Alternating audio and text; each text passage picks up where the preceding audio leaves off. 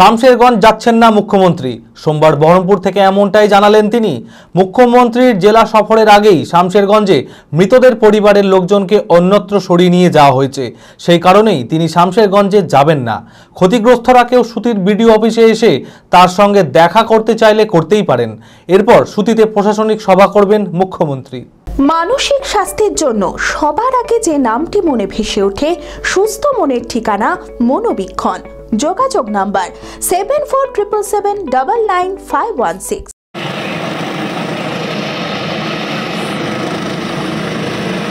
মুর্শিদাবাদ জেলা সফরের প্রথম দিনে বহরমপুরে এসে পৌঁছান মুখ্যমন্ত্রী মমতা বন্দ্যোপাধ্যায়। হেলিকপ্টারে স্কয়ার ফিল্ডে নেমে সরাসরি প্রশাসনিক ভবনে চলে যান। সঙ্গে ছিলেন মুখ্য সচিব মনোজ পান্ত, রাজ্য পুলিশের ডিজি রাজীব কুমার সহ জেলা প্রশাসনিক আধিকারিক ও তৃণমূলের নেতৃত্বরা। প্রশাসনিক ভবন চত্বরে আচমকায় মুর্শিদাবাদ জেলা রেগুলেটেড মার্কেট দপ্তরের সামনে দাঁড়ান মুখ্যমন্ত্রী। অফিসের ভিতরে বসার ইচ্ছা প্রকাশ করেন। সেখানেই রাজ্য ও জেলা পুলিশের কর্মকর্তা ও দলীয় জনপ্রতিনিধিদের নিয়ে দীর্ঘক্ষণ বৈঠক করেন। সাংবাদিকদের মুখোমুখি হয়ে মুখ্যমন্ত্রী জানান, শামশেরগঞ্জে গিয়ে ক্ষতিগ্রস্তদের সঙ্গে দেখা করার কথা থাকলেও তিনি শামশেরগঞ্জ যাবেন না। তিনি সরাসরি বলেন, বিজেপির লোকেরা শামশেরগঞ্জের মৃতদের পরিবারের লোকজনকে অন্যত্র সরিয়ে নিয়ে গিয়েছে। সেই কারণে তিনি শামশেরগঞ্জ যাচ্ছেন না। ক্ষতিগ্রস্তরা কেউ তার সঙ্গে দেখা করতে চাইলে সুতির বিডিও অফিসে এসে তার সঙ্গে দেখা করতে পারেন। এরপর সুতির ছাপঘাটিতে প্রশাসনিক সভা করবেন তিনি। কাশ্মীরের শহীদ তেহট্টের সেনা জওয়ান ঝন্টু শেখের পরিবারের সঙ্গেও সুতিতে মুখ্যমন্ত্রী দেখা করবেন বলেও জানিয়েছেন। আমরা আগামীকাল সুতিতে যাব। ওখানে বিডিও অফিসে যারা আমার সাথে দেখা করতে চান, তারা যাদের ক্ষতিগ্রস্ত হয়েছে বা কিছু, তারা আমার সাথে কথা বলতে পারেন। সেটা পুলিশ অ্যাডমিনিস্ট্রেশন।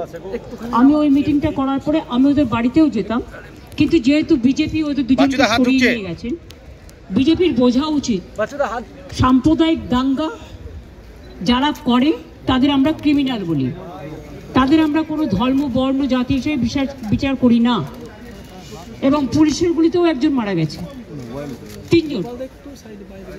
তাছাড়াও আমি কালকে তেহট্টে যে আর্মি মারা গেছেন তার পরিবারকেও ডেকেছি, সুতিতে আসবে। আমি আপনাদের পরিষ্কার বলছি, সাম্প্রতিক সিচুয়েশন নিয়ে আমি এমএলএদের সকলের, হিন্দু মুসলিম বোথ সাইডের আমি ওপিনিয়ন শুনলাম। আমার সাথে আমার চিফ সেক্রেটারি মনোজ পন্ত ছিলেন, রাজীব ডিজি ছিলেন এবং আমাদের ডিএম ছিলেন, আরও অনেকেই ছিলেন, জেলা পরিষদের সভাধিপতি সহ। আমরা সাম্প্রতিক পরিস্থিতি নিয়ে একটা আলোচনা করলাম।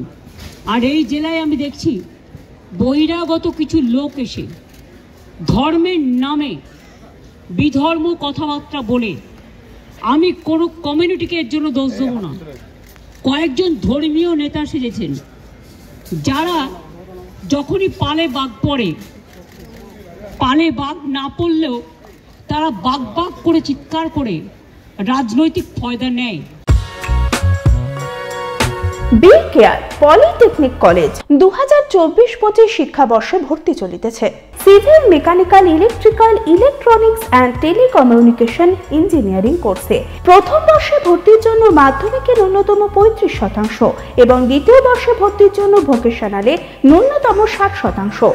বিজ্ঞান বিভাগে উচ্চ মাধ্যমিক উত্তীর্ণদের দ্বিতীয় বর্ষে সরাসরি ভর্তি চলছে। খুবই অল্প খরচে পড়ার সুবর্ণ সুযোগের সাথে রয়েছে স্কলারশিপের ব্যবস্থাও।